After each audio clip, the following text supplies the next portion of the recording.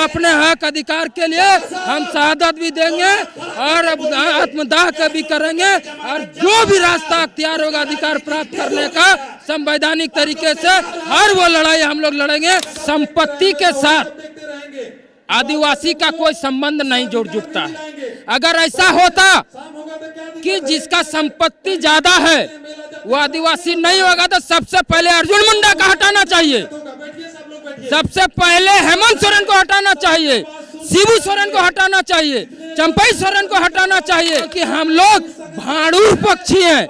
भाड़ूर पक्षी मतलब शरीर हम लोग का एक है लेकिन मूड़ी दो गो है, मुंह दो गो है। अगर वो जहर पिएगा या हम जहर पिएंगे मरना दोनों को है। अगर वो मेरा विरोध कर रहा है तो उसका पैर कटेगा, अगर मैं विरोध करूंगा तो मेरा बाजू कटेगा। हमारे ट्राइबिलिटी की लड़ाई है, हमारे जल जंगल जमीन की लड़ाई है, ये आरक्षण की लड़ाई नहीं है।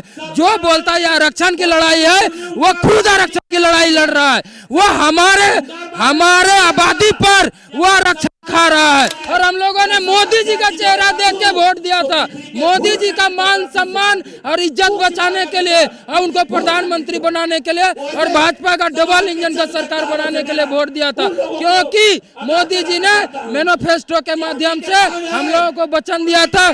हम लोग आदिवासी बनना नहीं चाहते हैं, हम लोग आदिवासी थे, आदिवासी हैं और आदिवासी रहेंगे। कल भी आदिवासी थे, आज भी कल आदिवासी हैं और कल भी आदिवासी थे। हमारे साथ दीपक महतो जी हैं जो केंद्रीय प्रवक्ता भी हैं और संथाल परगना के प्रभारी भी हैं। आप लोग का ये डिमांड क्या है और इसके पीछे तर्क क्या है?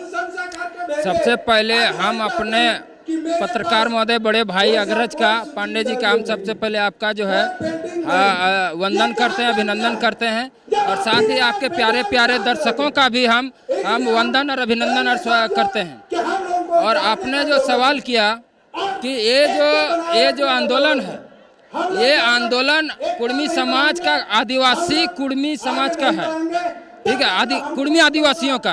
और ये हुंकार महारैली इसलिए बुलाया गया है क्योंकि हमारे पूर्वज आदिवासी थे और हम उसके वंशज हैं, साधारण सा बात है।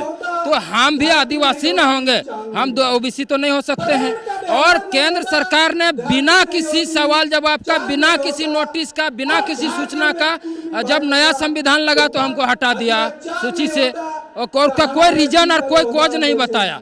और उसी का हम लोग अपने जो मेरा वास्तविक पहचान है वो है ट्राइबलिटी का है, एसटी का है और आदिवासी का है, आदिम जनजाति का मेरा मूल पहचान है। उसी को वापस पाने का ये लड़ाई है। हम लोग आदिवासी बनना नहीं चाहते हैं, हम लोग आदिवासी थे, आदिवासी हैं और आदिवासी रहेंगे।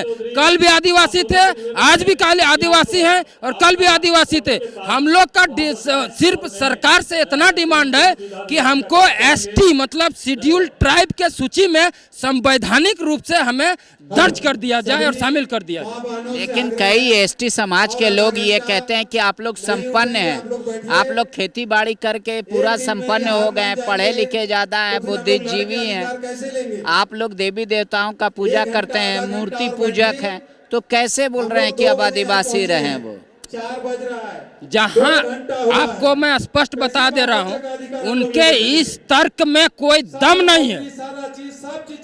एक एक करके मैं उनके तर्कों को काटता हूं। संपत्ति के साथ आदिवासी का कोई संबंध नहीं जुड़ता है। अगर ऐसा होता कि जिसका संपत्ति ज्यादा है वो आदिवासी नहीं होगा तो सबसे पहले अर्जुन मुंडा का हटाना चाहिए, सबसे पहले हेमंत सोरेन को हटाना चाहिए, शिबू सोरेन को हटाना चाहिए, चंपई सोरेन को हटाना चाहिए और जितना एमपी एमएलए बने हैं आदिवासी का उसको हटाना चाहिए, क्योंकि वो संपन्न हो चुके हैं, अब पूंजी से संपन्न है और आर्थिक स्थिति उसका बहुत ऊंचा हो चुका है। सबसे पहले इन लोगों का आदिवासियत छीना जाना चाहिए। अगर आदिवासी का संबंध अगर संपत्ति से है और पूंजी से है। और दूसरा सवाल कि हम लोग ब्राह्मणों को पूछते हैं, मूर्ति पूछते हैं। अरे भैया, अभी वर्तमान में केंद्र सरकार ने, मोदी कैबिनेट ने, मोदी सरकार ने अर्जुन मुंडा के नेतृत्व में, प्रधानमंत्री नरेंद्र मोदी के नेतृत्व में ब्राह्मणों को ही जब आदिवासी में शामिल कर दिया तो ये मुद्दा बचा कहाँ? जब ब्राह्मण जाति ही आदिवासी में शामिल हो गया तो फिर ब्राह्मण और क्षत्रिय और कहाँ मुद्दा बचता है। ये उन लोगों अनावश्यक और बेमतलब का अपना भाई का ही विरोध कर रहा है और अपना पैर में ही कुल्हाड़ी मार रहा है। क्यों? क्योंकि हम लोग भाड़ूर पक्षी हैं। भाड़ूर पक्षी मतलब शरीर हम लोग का एक है लेकिन मूड़ी दो गो है, मुंह दो गो है। अगर वो जहर पिएगा या हम जहर पिएंगे, मरना दोनों को है। अगर वो मेरा विरोध कर रहा है तो उसका पैर कटेगा, अगर मैं विरोध करूंगा तो मेरा बाजू कटेगा। इसीलिए झारखंड आंदोलन में महागुरु विनोद बिहारी महतो ने, झारखंड निर्माता विनोद बिहारी महतो ने ये नारा दिया कि कुर्मी महतो मांझी मुंडा भाई भाई एके डुबाई मार भात खाए। और इसी नारे ने, इसी भाईचारे ने झारखंड को अलग कर दिया। और कैसे हुआ? झारखंड मुक्ति मोर्चा का गठन महागुरु इसलिए बोल रहा हूँ क्योंकि शिबू सोरेन के धर्म पिता थे और ये शिबू सोरेन ने खुद कबूला है। क्योंकि शिबू सोरेन उस समय बच्चे थे, उनको पाला पोसा पिता बेटा का दर्जा दिया और बेटा बनाया विनोद बिहारी महतो ने, नेता बनाया। मतलब चड्डी से लेकर टूथपेस्ट तक, खाना खर्चा से लेकर गाड़ी खर्चा तक, तेल खर्चा तक, सारा खर्चा विनोद बाबू ने दिया और उनको बड़ा किया और उनको नेता बनाया। फिर पार्टी में पद दिया और जिसका राजनीतिक गुरु दिसुम गुरु शिबू सोरेन का राजनीतिक गुरु वो है विनोद बिहारी महतो। तो जब उसका चेला दिसुम गुरु हो गया तो अब विनोद बिहारी महतो दिसुम गुरु का गुरु है, तो वो महागुरु। इसलिए हमने विनोद बाबू को महागुरु का दर्जा दिया है क्योंकि दिसुम गुरु का भी गुरु है और धर्म पिता है। लेकिन ये मांग तो जयपाल सिंह से चल रहा है। जयपाल सिंह ने झारखंड आंदोलन का मुद्दा उठाया था सबसे पहली बार और झारखंड अलग करने की मांग रखी थी।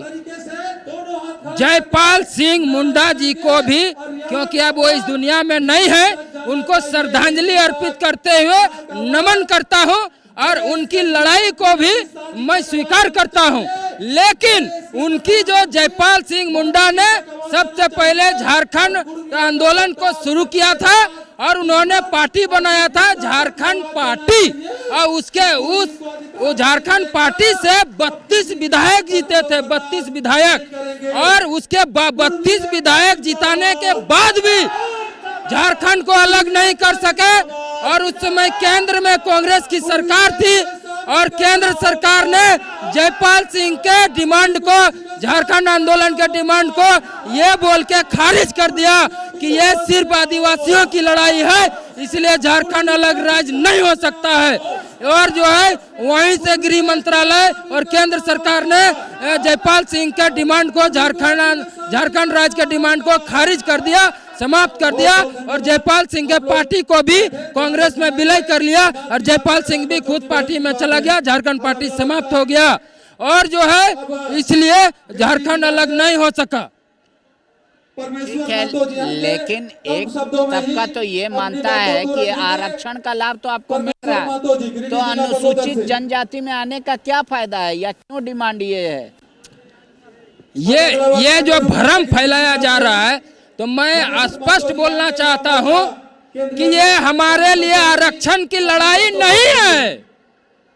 हम तो ओबीसी में आज भी है, आरक्षण मिल रहा है, ये सच्चाई है, कबूल करते हैं। लेकिन हमारी लड़ाई आरक्षण की नहीं है। जो भी आदिवासी होता है उसका अपना भाषा, सभ्यता, संस्कृति, सामाजिक व्यवस्था, नाच गान, सुर ताल, वाद्य यंत्र, सामाजिक व्यवस्था, अपना संस्कृति, कल्चर सब होता है। इसको अभी देश में जो स्थापित शासन व्यवस्था है, जो संविधान है, अगर इन सब चीजों का अगर सुरक्षा कवच, संवैधानिक कवच अगर हमको नहीं मिलेगा तो हमारा पहचान जो आदिवासियत का मिट जाएगा, मेरी भाषा मिट जाएगी, मेरी महत्व बाईसी व्यवस्था मिट जाएगी, मेरा नाच गान, सुर ताल, भाषा, सभ्यता, संस्कृति, पर्व त्योहार, सामाजिक व्यवस्था सब विलुप्त हो जाएगा और हम कहीं के नहीं रहेंगे, हम मटिया मेट हो जाएंगे। ये लड़ाई आरक्षण की नहीं है, ये लड़ाई हमारे अस्तित्व की लड़ाई है, अपने आदिवासियत पहचान की लड़ाई है, ये हमारे ट्राइबिलिटी की लड़ाई है, हमारे जल जंगल जमीन की लड़ाई है, ये आरक्षण की लड़ाई नहीं है। जो बोलता है ये आरक्षण की लड़ाई है वो खुद आरक्षण की लड़ाई लड़ रहा है। वो हमारे आबादी पर वो आरक्षण खा रहा है। कैसे खा रहा है? पहला जाति जनगणना भारत में 1931 में हुआ था और 1931 में कुर्मी समाज आदिवासी सूची में है। देख लीजिए 1931 में कुर्मी समाज आदिवासी में है और जब भारत आजाद हो गया और जब नया संविधान लगा तो हमको आदिवासी सूची से हटा दिया, लेकिन जाति जनगणना नहीं हुआ। और 1932 के जो जनसंख्या है, जाति जनगणना है, उसी के आलोक में अभी जो है आरक्षण रोस्टर लागू है। यानी हमारा आबादी, हमारे कुर्मी आदिवासियों का आबादी उस आदिवासी आबादी में और आरक्षण रोस्टर में आज भी मेंशन है और हमारा हक वो लोग खा रहा है, हम उसका नहीं खा रहे हैं। क्योंकि 1931 के बाद भारत में जाति जनगणना हुआ ही नहीं है। इसीलिए आज भी आदिवासी का जो आरक्षण रोस्टर है उसमें कुर्मी महतो का भी जनसंख्या मेंशन है। हम लोगों का आरक्षण वो लोग खा रहा है और हमारा लूट रहा है, उसका हम नहीं खा रहे। आगे आप लोग क्या कीजिएगा? हर स्तर की लड़ाई लड़ेंगे।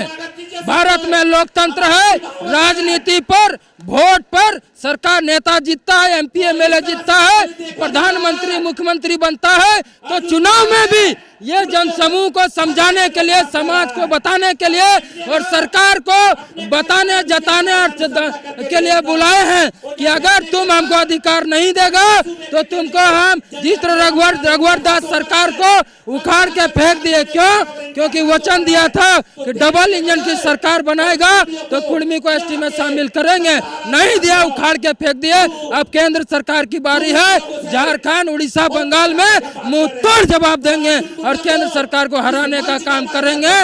और सुन लीजिए, ये साधारण लड़ाई नहीं है। हम लोग, हमारा पूर्वज स्वतंत्रता आंदोलन में शहादत दिया है, झारखंड आंदोलन में शहादत दिया है, हर आंदोलन में शहादत दिया है। तो अपने हक अधिकार के लिए हम शहादत भी देंगे और आत्मदाह का भी करेंगे और जो भी रास्ता अख्तियार होगा अधिकार प्राप्त करने का संवैधानिक तरीके से हर वो लड़ाई हम लोग लड़ेंगे, अपना अस्तित्व बचाने के लिए, अपना पहचान वापस पाने के लिए, अपना आदिवासियत का अधिकार प्राप्त करने के लिए। तो आप लोग क्या चाहते हैं कि अपने मैनिफेस्टो में इसको डाले बीजेपी, क्योंकि अब तो तुरंत आचार संहिता लागू हो जाएगा। 2014 में मैनिफेस्टो में डाल चुकी थी बीजेपी गवर्नमेंट 2014 में, और मोदी जी के नेतृत्व में चुना हुआ था। मोदी जी के झारखंड का भाजपा का कोई भी नेता को प्रोजेक्ट नहीं किया गया था, मोदी जी ने अपना चेहरा आगे किया था और हम लोगों ने मोदी जी का चेहरा देख के वोट दिया था। मोदी जी का मान सम्मान और इज्जत बचाने के लिए और उनको प्रधानमंत्री बनाने के लिए और भाजपा का डबल इंजन का सरकार बनाने के लिए वोट दिया था। क्योंकि मोदी जी ने मैनिफेस्टो के माध्यम से हम लोगों को वचन दिया था।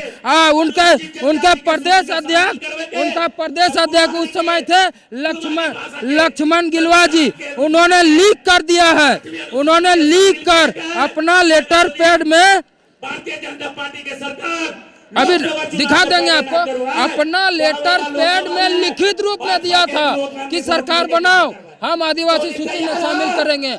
विधानसभा चुनाव घोषणा पत्र पृष्ठ संख्या 32.4 में पढ़ लीजिए, लिखा हुआ था जो जाति जो पूर्व में आदिवासी सूची में छूट गई थी उनको अगर भाजपा का डबल इंजन का सरकार बनेगा उनको शामिल कर दिया जाएगा।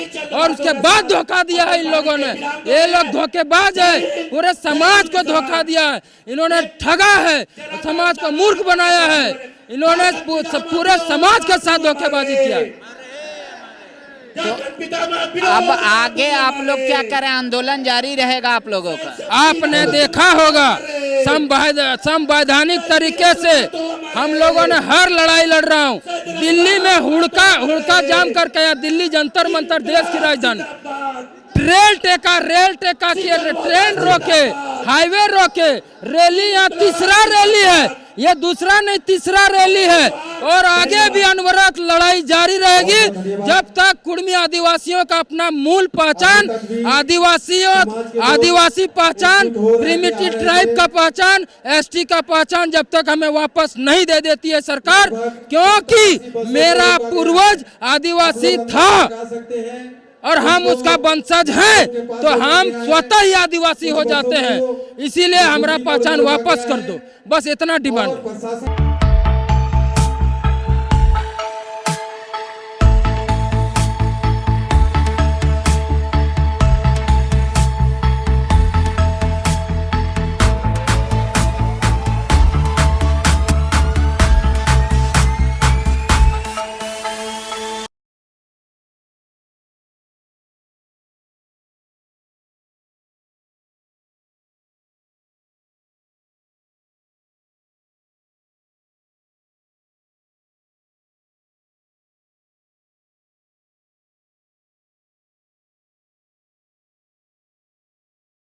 The follow-up.in